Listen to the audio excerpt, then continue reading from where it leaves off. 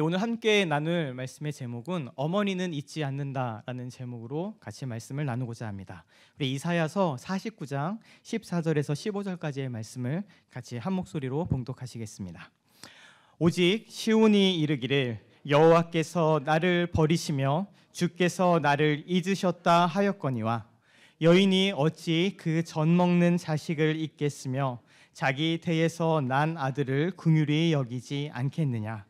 그들은 혹시 잊을지라도 나는 너를 잊지 아니할 것이라. 아멘. 아멘. 계속 여러 번 반복해서 죄송하지만 오늘은 어머니 날입니다. 어머니 주일이기도 하고요. 그래서 저희가 사실은 오늘 그 음식을 위해서 캐터링을 좀 하려고 생각을 했었어요. 솔직히는. 그런데 캐터링 연락을 해봤더니 예약들이 다 꽉 차 있습니다. 이유가 왜 그럴까요? 모든 교회에서 어머니 날을 축하하기 위해서 같은 생각을 하는 거죠. 누군가가 어머니 날을 축하하는데 어머니들이 음식하고 어머니들이 불 앞에서 머리 준비하고 하는 것들이 아무래도 좀 그러니까 많은 교회에서 음식을 하는 교회라 하더라도 캐터링으로 대신하는 경우가 이번에 굉장히 많더라고요. 그만큼 어머니들의 수고와 어떤 헌신들의 감사하는 시간들을 그렇게 보내는 걸 겁니다. 근데 이처럼 우리가 어머니 날을 기억하는 이유가 무엇일까요? 여러 가지 이유가 있긴 하겠지만 우리가 보통 어떤 날을 기념하게 될 때에는 어떤 존경을 받고 그 헌신과 사랑과 어떤 행한 일에 대해서 그만한 보답이나 어떤 그것에 맞는 찬사나 그것에 맞는 감사를 받아야 하는 경우들에 이 기념일들을 행하는 경우가 많습니다. 베테랑스 데이 이런 것들이 그런 것 중에 하나겠죠. 근데 어머니 날이라고 우리가 이렇게 되는 이유는 우리가 평상시에 그것에 대해서 충분히 감사하지 못하지만 어떤 날에 대해서 분명히 이날이라도 그 어머니의 헌신 또 어머니의 사랑, 어머니가 베풀었던 그 많은 일들에 대해서 특별히 감사하는 마음을 갖고 그것을 표현하고 그것을 기억하는 시간을 갖자라는 그런 생각으로 이 시간을 만들었을 겁니다. 그만큼 어머니 날이 귀한 거죠. 파더스 데이가 있기는 하지만 왜 어머니 날은 있는데 아버지 날은 없어? 이렇게 해서 만들어진 거예요. 그러니까 이미 생각부터 아버지와 어머니가 좀 다른 거죠. 이게 다가오는 것 자체가. 그러니까 아버지, 어머니 둘 다 사랑하는 존재이지만 그 사랑의 색깔과 느낌이 조금 다를 겁니다. 그리고 어머니의 사랑은 아버지의 사랑과 비교해서도 뭔가 특별한 무엇이 있다라고 우리가 생각하기 때문이죠. 이런 생각을 가지고 성경을 보면 사실 재밌는 것을 하나 발견할 수 있는데 성경에 사실은 그 여자들의 목소리가 그렇게 도드라지지는 않습니다. 성경 전체적으로 이 남자들의 목소리는 굉장히 많이 와글와글했는데 여자들의 목소리는 사실 잘 드러나지 않고 묻혀있는 경우들이 많이 있어요. 그 이유에 대해서는 잘 아시겠지만 어쨌든 이 하나님의 말씀이 성경이 우리들 가운데 주어지게 될 때에 그냥 위에서 하늘로 뚝 떨어져 주어진 것이 아니라 우리 사람이 가지고 있는 그 역사와 문화와 그 시간과 환경 속에서 만들어진 글들이기 때문에 그 당시에 가장 통용되고 있는 문화와 생각과 가치관들이 같이 반영되고 투영되기 때문에 그렇습니다. 그러니까 이 세상이 어쨌든 남성 중심적으로 계속 흘러왔기 때문에 그렇게 된 것이죠. 그 이유에 대해서는 이따 잠깐 나누겠지만 그런 가운데에서도 여자의 목소리가 별로 없는 그 말씀에서도 도드라지게 독특하게 계속해서 그것을 뚫고 나오는 성경의 목소리가 여성들의 목소리가 있습니다. 그 목소리는 사실 어머니들의 목소리입니다. 그 많은 일들 가운데에서도 묻혀져 있지만 무언가 하나님에 대해서 강력하게 너무 강하게 간절하게 기도하고 외치고 그 다음에 간구하고 그 다음에 무언가 드러내게 되는 이 모든 모습들은 어머니로서의 여성으로 드러나는 경우들이 종종 있는 것이죠. 그 정도로 이 어머니의 얘가 가지고 있는 마음과 어머니가 가진 사랑은 독특하고 특별한 것 같습니다. 이게 묻혀져 버릴 수밖에 없는 목소리가 있는데 그걸 다 뚫고 나와요. 계속 뚫고 나오면서 하나님께 간구하고 하나님께 무언가를 아뢰고 그래서 하나님께서 무언가를 역사하시고 하는 것들을 가만히 보게 되면 어머니들의 목소리인 것이죠. 심지어 처음부터 애를 갖지 못하는 그것으로 인한 탄식과 간구부터 시작해서 자기 자식을 위한 어떤 헌신과 노력과 기도들 이런 이야기들이 계속해서 성경을 통해 드러나고 독특하게 나올 뿐만 아니라 우리 신약 성경에 가서도 우리가 잘 알고 있는 그 가나안 여인 예수님께 자기 딸의 그 병을 고쳐달라고 온 그 가나안 여인의 목소리도 발견할 수 있습니다. 심지어 그 목소리는 예수님께서 어떻게 하셨나요? 처음에는 무시하셨습니다. 침묵하시고 두 번째는 나의 딸을 고쳐달라는 그 얘기를 거절하셨고 더 나가서 다시 간구하는 그때에는 우리가 그때 옛날에 봤던 것처럼 모욕하셨죠. 사실 뭐라고 모욕하십니까? 자녀들의 상에 있는 음식을 개들에게 주는 것이 마땅하지 않다. 그러니까 너는 개다라는 직접적으로 그런 얘기가 될 수 있는데, 그런 모욕을 받는 그 어머니도 무너지지 않고 여전히 자기의 딸을 고쳐달라는 꿋꿋한 간구로 예수님 앞에 섭니다. 그 이유에 대해서 많은 것들을 얘기할 수 있지만, 예수님이 왜 그러셨는지, 가나안 여인이 왜 그랬는지 많은 신학적인 논의도 있겠지만, 그 가운데서 무엇보다 뚜렷하게 드러나는 것은 그 가운데도 굴하지 않는 어머니의 간구와 어머니의 사랑인 것이죠. 나는 개가 되어도 좋으니, 그리고 그 개마저도 상에서 떨어지는 그 부스러기를 먹지 않느냐고 얘기하는 그 믿음으로 나아가는 그 원천은 사실 자기 딸을 바라보았던 어머니의 목소리입니다. 우리 중에 어머니가 되신 분도, 그러니까 남자는 사실 어머니가 될 수 없고요, 그렇죠? 저는 어머니가 될 수 없고, 그다음에 여기 여성분들이 계시지만 이 중에서도 자녀를 가지지 않으신 분들이 계시잖아요. 그러니까 모든 사람이 어머니가 되는 것은 아닙니다. 하지만 모든 사람이, 저를 포함해서 누구나 다 동일하게 같이 공유하고 있는 것은 누구나 다 어머니가 있습니다. 심지어 우리 예수님도 어머니는 계십니다. 그렇죠? 그 어머니라는 존재는 그만큼이나 우리에게 있어서 떼놓을 수 없는 그런 모습일 겁니다. 오늘 그래서 이 어머니날 이 주일을 맞이해서 어머니에 대한 이야기를 조금 나누기 전에 그 전 단계로 우리 여성에 대해서 짧게 좀 이야기를 하고 넘어가고 싶습니다. 우리 창세기 1장 27절 말씀을 같이 한번 읽겠습니다. 시작. 하나님이 자기의 형상 곧 하나님의 형상대로 사람을 창조하시되 남자와 여자를 창조하시고. 아멘.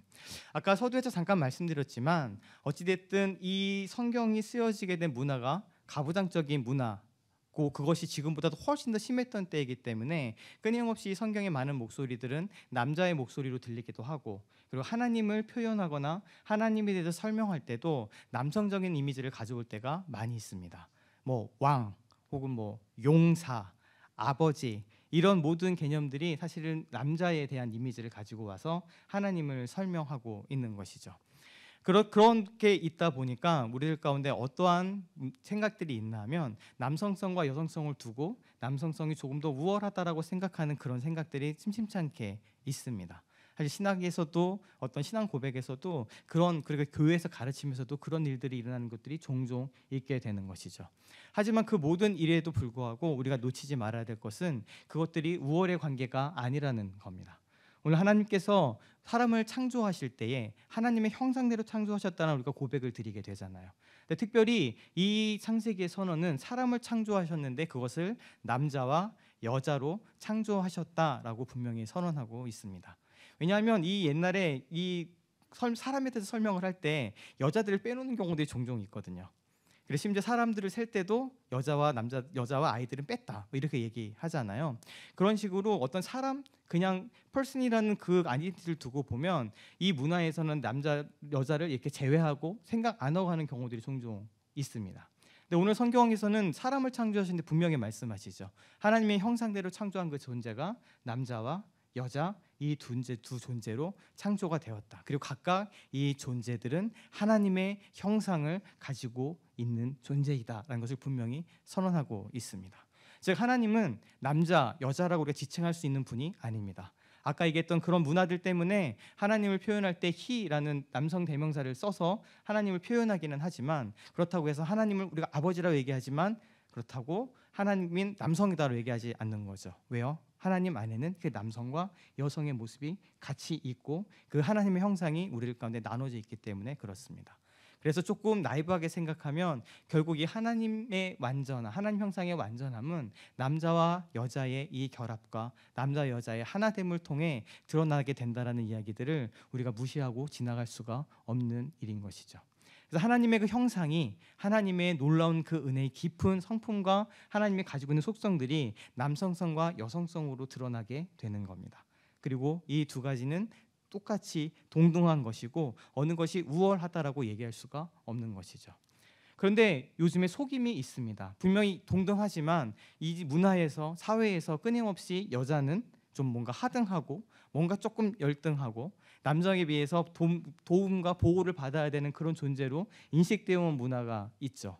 그러니까 이것들을 뚫고 지나가기 위해서 어떤 일을 하게 되나 하면 이 속임이죠. 남성성이 여성성보다 우월하다라는 이 패러다임을 그대로 갖고 와서 여자들에게 남자처럼 될 것을 요구하는 형태의 목소리들이 간혹은 있습니다. 그리고 날카롭게 되면 그렇게 얘기하는 거죠. 저는 이거는 일종의 저희 개인적인 견해이지만 속임이라고 생각을 합니다. 오히려 우리가 그동안에 별로 중요하지 않다라고 얘기했던 여성들이 많이 가지고 있는, 우리가 그러니까 이거를 남자는 남자다워야 돼, 여자는 여자다워야 되라고 얘기하는 것이 아니에요.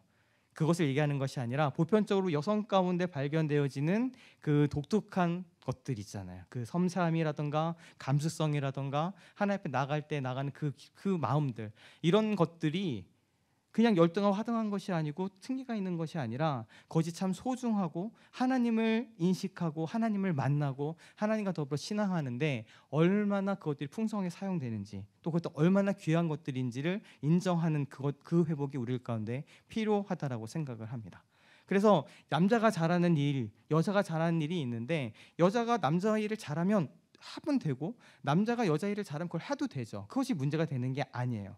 근데 이런 어떤 역할에 대해서 이야기하는 것이 아니라 어떤 여성적인 무엇인가에 대해서 끊임없이 그것을 열등하다 이야기하고, 그래서 이것들 남성적인 것을 계속 끌어오려고 하는 그런 태도에 대해서 이야기하는 겁니다. 그렇지 않고 이 두 가지가 하나님 안에서 얼마나 귀한 것인지를 같이 인식할 필요가 있습니다. 사실은 우리가 아담과 하와가 죄를 짓고 나서 하나님께서 말씀하십니다. 아담에게는 네가 땀을 흘려야 먹을 것을 얻게 될 것이고, 여자에 대해서는 뭐라 말씀하시나요? 그렇죠. 해산하는, 잉태하는, 또 임신하는 그 수고를, 그 고통을 크게 당할 뿐만 아니라 너는 남편을 찾고 남편이 어떻게 한다고요? 너를 다스릴 것이다 라고 이야기를 합니다. 그러면 우리가 생각해 볼 필요가 있습니다. 이것이 하나님께서 주신 질서일까요? 그 맥락을 그렇게 읽으시면 안 되죠. 이것은 솔직히 말하면 타락의 결과물입니다. 저는 그렇게 봅니다.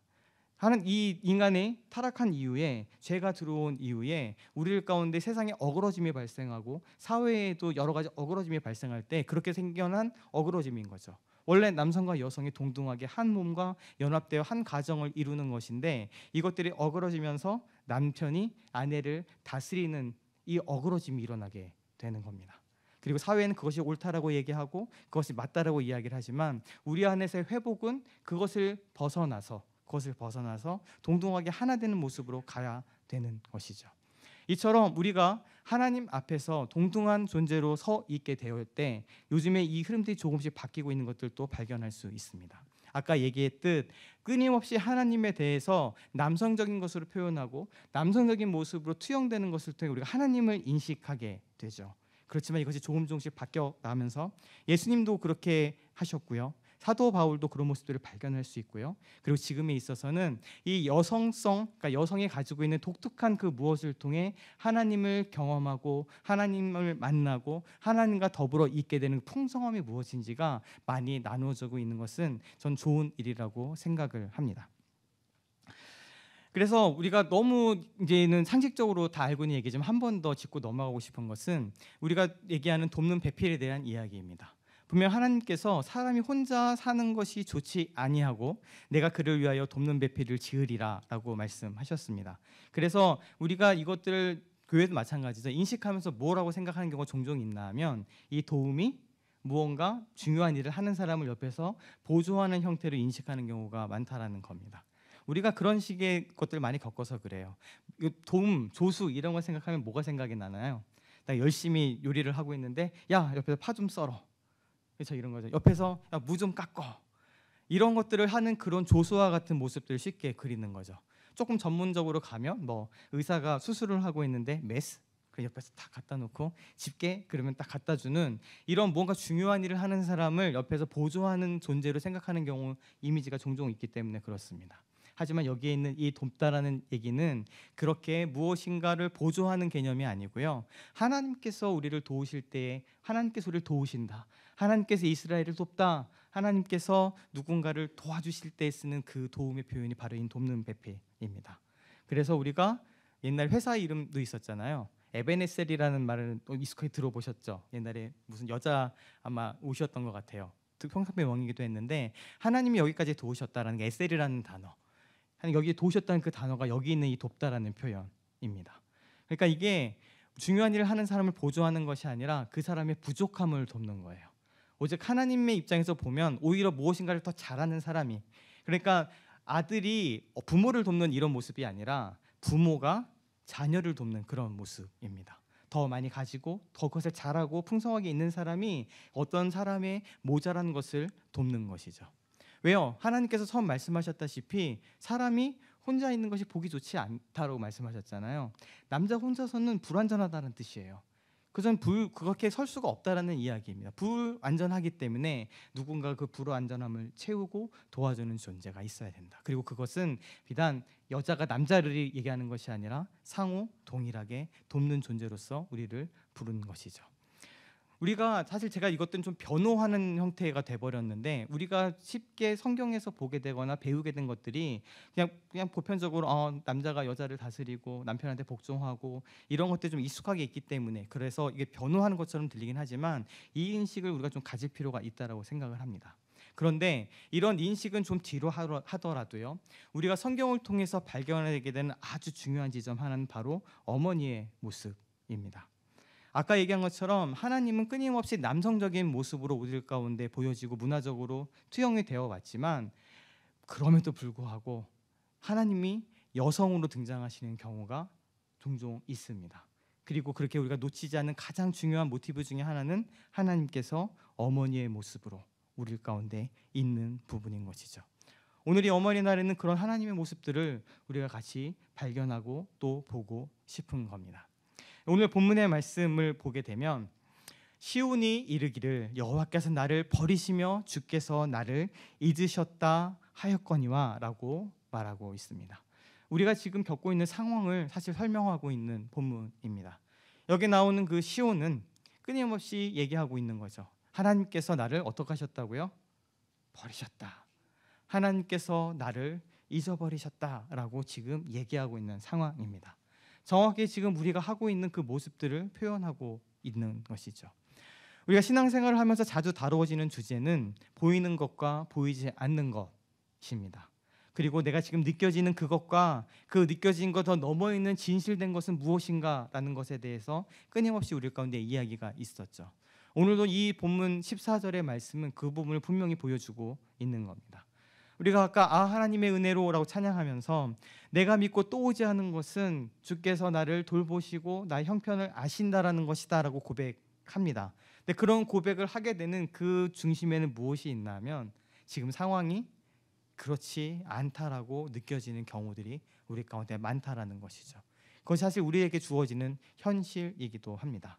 지금 눈에 보이는 것, 내가 지금 겪고 있는 일들, 내가 지금 마주하고 있는 그 많은 것들을 돌아보면 여기 있는 이 고백처럼 하나님께서 나를 잊으시고 하나님께서 나를 버리신 것 같아라는 그런 상황 가운데 지금 거하고 있는 것이죠. 그래서 우리가 이 가운데 하는 고백을 믿음의 고백이라고 부를 수밖에 없는 것은 눈에는 그런 것처럼 보이지만 그렇지 않고 정말 진리는 그 눈에 보이는 것 넘어 보이지 않는 그렇지만 확실하게 존재하고 있는 그것 자체는 우리 하나님께서 여전히 함께하고 계시고 나를 잊지 않으시고 나를 붙들고 계신다라는 믿음을 취하는 것.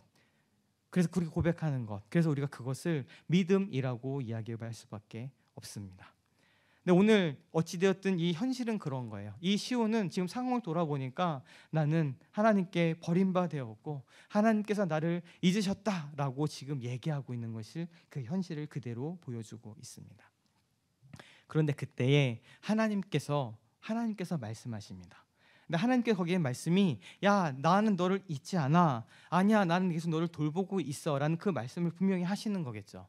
근데 그것을 우리에게 설득시키고 정말 그렇다라고 말씀하시는 그 상징으로서 모티브로서 사용하는 것이 바로 어머니의 모습입니다.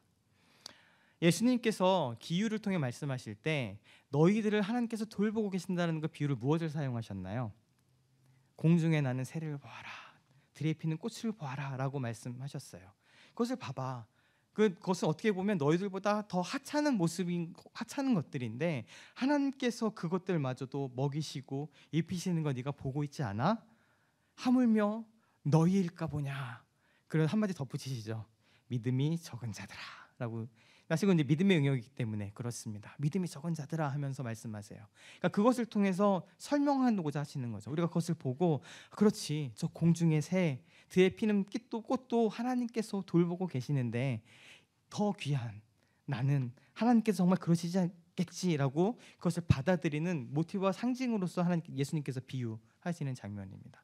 근데 오늘 이 하나님께서 자기 자신을 비유하시면서 하시는 이 말씀은 더 깊은 무엇인가를 지금 담고 있습니다. 그것이 무엇인가요? 여인이 어찌, 그 어머니가 어찌 그 젖먹는 자식을 잊겠으며 자기 태에서 난 아들을 긍휼히 여기지 않겠느냐라고 그 어머니로서의 하나님을 드러내시는 겁니다.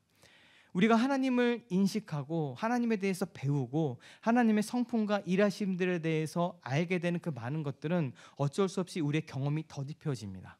제가 언제 말씀드린 것처럼 이것이 필요하지 않다면 그냥 법조문 쓰듯이 하나님은 이래요, 하나님은 저래요, 그리고 믿어요라고 끝나면 될 문제들인데 그렇지 않죠. 그렇기 때문에 끊임없이 성경의 많은 이야기들이 어떤 사람들이 겪었던 사건이 그들이 했던 믿음의 선택과 그들의 결단과 혹은 넘어짐들이 우리의 경험과 사건과 만나서 그 말씀이 더딥혀집니다. 근데 오늘 이것들도 말씀하실 때 내가 너를 잊지 않아라는 그 말씀을 사용하시면서 우리가 그것들을 가슴 깊이 새기고 받아들일 수 있는 그 매체로서 그 도구로서 어머니를 사용하시고 내 스스로가 어머니 됨을 말씀하고 계시는 것이죠. 이 가운데 특별히 아까 말씀드렸지만 어머니가 아니셨던 분들도 내가 어머니께 받았던 사랑을 다 기억하고 있습니다. 어머님이 어떤 일을 하셨는지 어떻게 헌신하셨는지 때로는 그것들이 나한테는 상처가 되고 아픔이 되고 부족한 부분이 인간이기 때문에 있을 수밖에 없지만 기본적으로 그 가운데 무엇이 담겨져 있는지 우리들이 알고 있습니다. 그런데 만약 우리 가운데 어머니 되었던 경험이 있으신 분들이 계신다면 저는 감히 복되다라고 말씀드리고 싶습니다.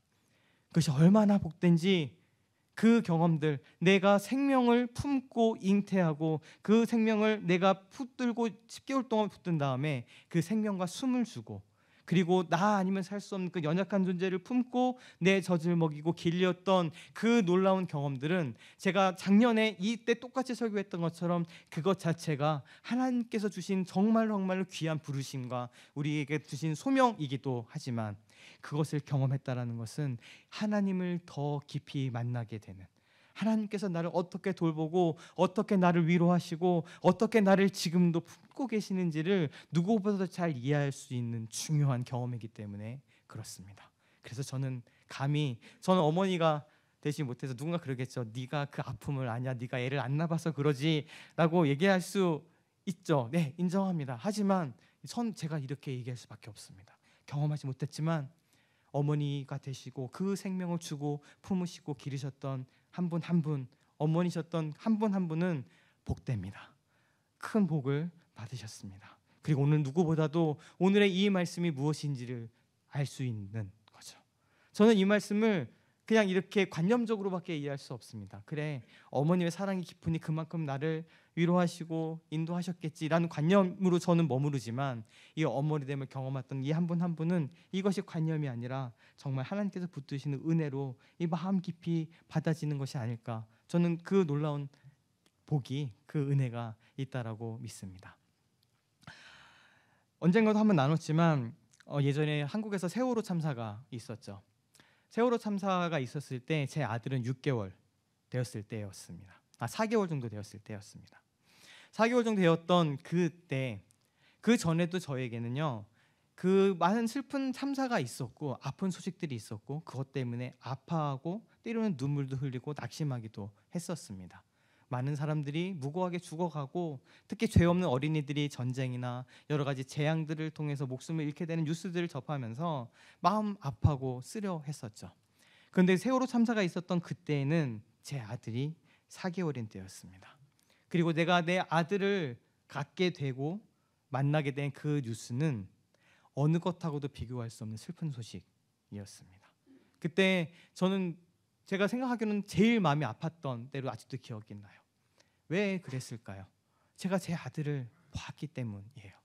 그 아들을 잃는, 내 새끼를 잃어버리는, 사고로 먼저 보내게 되는 그 부모의 마음이 무엇인지를 전에는 관념으로, 전에는 그냥 그럴 것이라는 생각으로 경험했던 그 일들이 비록 내가 내 아들 직접 잃은 것은 아니지만 그저 내 아들 하나가 내가 잃는 것을 그 보는 것 때문에 그 아픔이 어느 것보다도 비교할 수 없는 큰 아픔으로, 점임으로 와서 저랑 아내랑 며칠 동안을 힘들어 했었습니다. 그리고 아직도 그때가 오면 아직도 가슴이 저며들고 그때의 생각이 나기 때문에 그래요. 그 간접적인 경험만으로도 저는 이것이 어떤 마음인지를 깨닫게 되었습니다. 그렇다면 우리는 어떨까요? 하나님께서 우리 가운데 반문하시는 거예요. 어머니가 어떻게 그 젖 먹는 자식을, 그냥 큰 자식도 아니고요. 지금 이제 제 아들 눈에 슬슬 사춘기가 돌고 얘기하면 말대꾸하고 노라고 얘기하고, 요즘에 엄마 아빠가 같이 좀 나가자 그러면 싫어, 나 집에 있을 거야 라고 얘기하는 아들을 마주하고 있어요. 그런 아들이 아니에요. 지금 그 젖 먹는 자식이에요. 내 젖이 없으면 지금 죽을 수밖에 없는 자식을 잊겠느냐라고 물어보시는 겁니다. 하나님께서 나를 잊었다, 하나님께서 나를 버렸다 얘기하는 우리들에게요. 자기 태에서 난 아들을 긍휼히 여기지 않겠느냐라고 반문하시는 거죠. 우리들에게. 너라면 그럴 수 있어? 어떻게 대답하시겠어요? 저는 어머니가 된 경험이 없음에도 불구하고, 아버지 된 사람임에도 불구하고 못 잊죠. 절대 그럴 수 없죠. 저도 봅니다. 이 가운데 앉아 계신 분들 몇 분 상황정 알고 있어요. 자녀 때문에 지금 고통을 겪고 계신 분들, 자녀가 가진 여러 가지 문제들 때문에 곧 아파하시고 10년, 20년 계속 기도하시는 분들을 제가 만나고 이야기를 들어요. 근데 그분들마저도 그 자기 자식을 포기 못해요. 계속 붙들고 지금도 기도하고 계세요. 어떻게 보면 지칠 만도 한데 아직도 지치지 않고 10년, 20년 더 남아서 붙들고 기도하고 있습니다. 그럴진데 내가 그 젖 먹는 아기를 어떻게 잊어버리고 긍휼히 여기지 않을 수 있겠습니까? 제가 또 이렇게 얘기할 수 있어요. 그 하나님께서 그런데 그 어머니됨을 가지고 오셔서 내가 그 어머니다라는 그 마음을 가지고 말씀하시는 거예요. 네가 설령 여인이 되어서 그 어머니가 되어서 갓난 아이를 잊거나 긍휼히 여기지 않는 거 아닌데, 심지어 그 사람들은 설사 잊어버리고 설사 그들은 그 긍휼히 여김을 주지 않는다고 한다 하더라도 나는 너를 잊지 않겠다. 나는 너를 여전히 붙들고 있다 라고 하나님께서 말씀하시는 겁니다. 어머니 되셨다면 이 마을이 더 다가오실 거라고 생각을 합니다. 하나님의 그 어머니 되심, 그래서 우리가 잊지 않는다라는 그 이야기를 하시기 위해서 하나님께서는 우리의 그 어머니 됨을 통해서 설명하고 말씀하고 계시는 것이죠. 우리 이사야서 66장 11절 13절 말씀을 또 다 같이 한번 읽겠습니다. 시작. 너희가 젖을 빠는 것 같이 그 위로하는 품에서 만족하겠고 젖을 넉넉히 빤 것 같이 그 영광의 풍성함으로 말미암아 즐거워하리라. 어머니가 자식을 위로함 같이 내가 너희를 위로할 것인즉 너희가 예루살렘의 위로를 받으리니. 아멘. 우리가 너무도 잘 이해하기 위해서 하나님께서는 이 이사야서의 말씀에서도 동일하게 어머니의 상징을 사용하십니다. 그리고 하나님께서 내가 그 어머니 되었다라고, 내가 그 어머니라고 모습을 드러내고 계시는 것이죠. 특별히 오늘의 이 말씀은 무엇을 얘기하냐면 그 젖을 빠는 그 아들이 위로함을 얻는 장면을 말씀하고 계십니다. 너희가 젖을 빠는 것 같이 그 위로하는 품에서 만족하겠고 젖을 넉넉히 빤 것 같이 그 영광의 풍성함으로 말미암아 즐거워하리라라고 이 또한 상징을 사용하고 계세요. 어머니 되셨던 분들 또 묻습니다. 경험해 보시지 않으셨나요? 젖을 혹은 분유를 가득히 먹고 그 트림하는 애기 트림 소리 되게 이쁘거든요. 되게 즐거운 반가운 소리거든요. 근데 그렇게 아무것도 더 이상 필요한 것이 없어서 만족하는 그 상태, 그 젖을 빨아서 너무 만족해서 더 이상 바랄 것이 없어서 그냥 새근새근 잠들고, 아니면 그 젖을 준 어미의 눈을 맞추고 있는 그 아이가 누리는 풍성함, 그 가운데 누리는 그 즐거움, 그 안락함, 편안함들을 하나님께서 말씀하십니다. 그리고 그 갓난아이를 내 품에 안고 젖을 주는 어미의 모습처럼 그 어머니가 자식을 위로하는 것처럼 내가 너희를 위로할 것이다 라고 말씀하십니다. 오늘 우리가 이 하나님을 새롭게 다시 한번 마주했으면 좋겠습니다.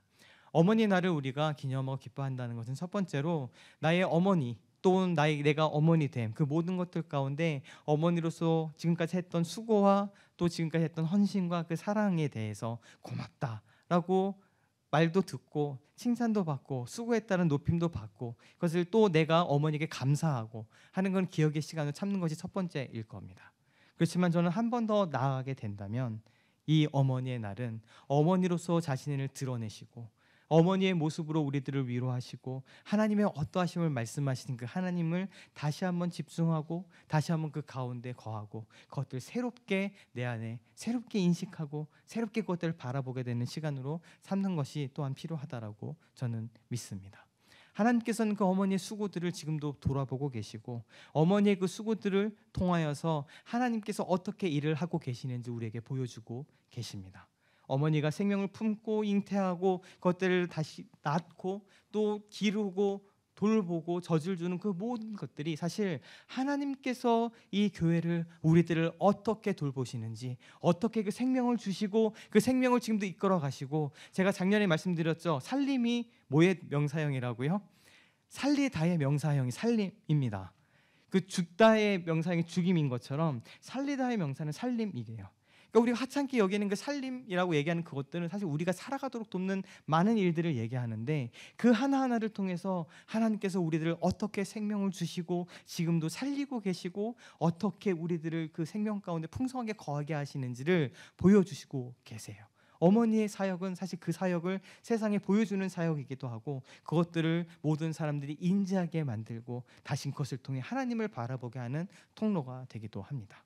그리고 우리 하나님께서 스스로 말씀하십니다. 그 어미가 자녀를 잊지 않고 자녀를 긍휼히 여기는 것처럼 내가 너희를 잊지 않는다. 내가 너희를 반드시 붙들고 있고 내가 너와 함께하고 내가 너를 돌보고 있다. 그리고 내가 너를 이 젖을 빠는 아이를 내가 품고 위로하는 것처럼 내가 너희를 위로할 것이다 라고 우리들에게 말씀하시는 것이죠. 그리고 우리는 그 가운데 이 말씀처럼 젖 먹는 아이가 그 품에 안겨서 만족함을 누리는 그 만족함으로, 그 즐거움으로, 그리고 그 아무것도 더 이상 바랄 것이 없다라는 그 놀라운 하나님으로부터만 우리가 얻을 수 있는 그 평안함과 만족함으로 주님 안에 거할 수 있는 것입니다. 우리 마지막으로 한 말씀만 더 보고 말씀을 마무리하겠습니다. 같이 읽겠습니다.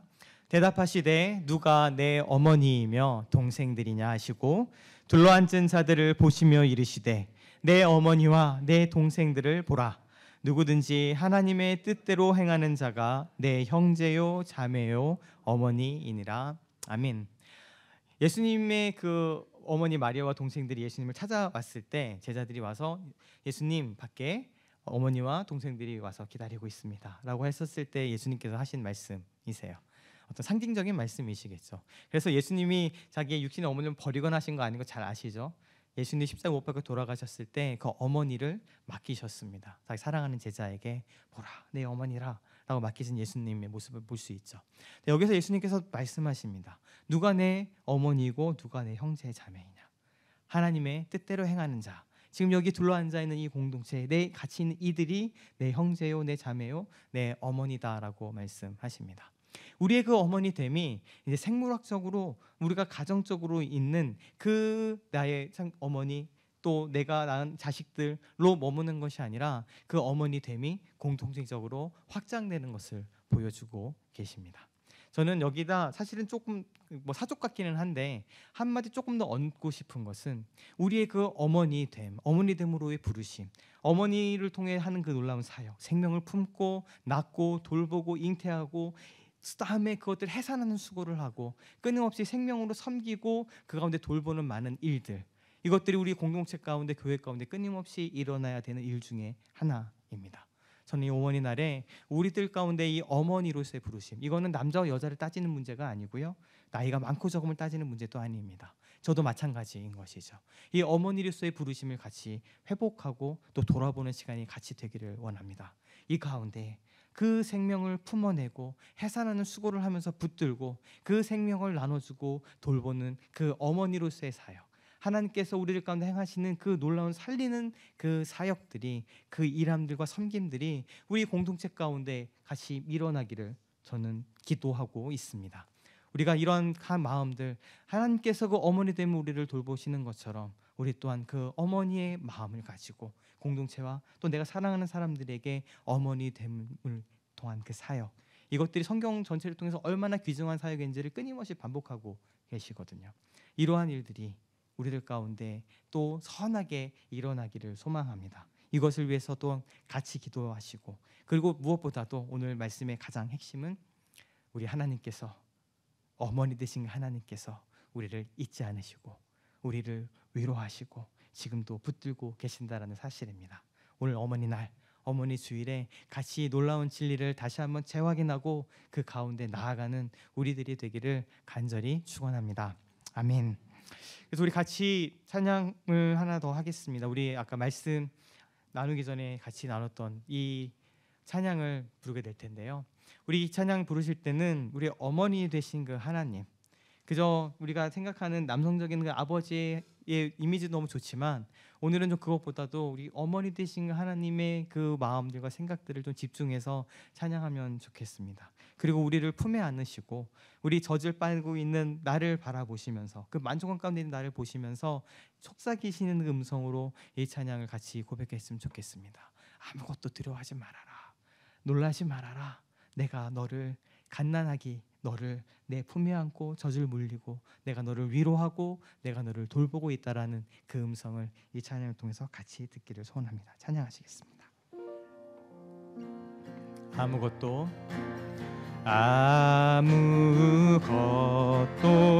두려워 말라, 주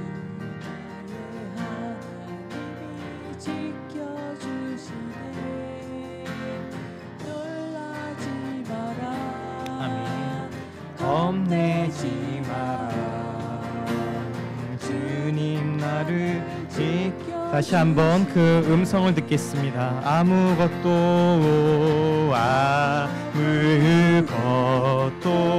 두려워 말라, 주 나의 하나님이 지켜주시네.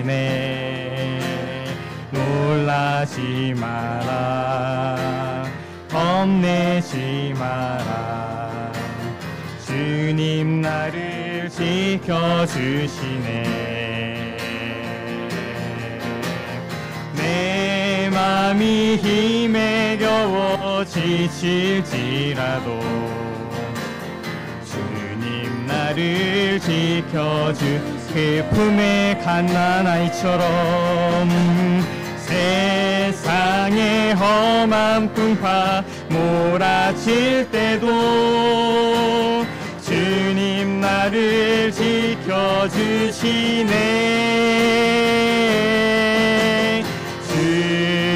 주님은 나의 산성, 주님은 나의 요새, 주님은 나의 소망, 나의 힘이 되신 영. 그 위로하는 품에서 만족하겠고 젖을 넉넉히 빤 것 같이 그 영광의 풍성함으로 말미암아 즐거워하리라. 어머니가 자식을 위로함 같이 내가 너희를 위로할 것인즉. 아멘. 지금은 우리 구주 예수 그리스도의 크신 은혜와 하나님 아버지의 놀랍고 끊임없으신 영원하신 그 사랑하심과 성령님의 동행하시고 내조하시고 하나님의 귀한 진리의 말씀들을 깨닫게 하시며 생각나게 하시는 능력의 역사하심이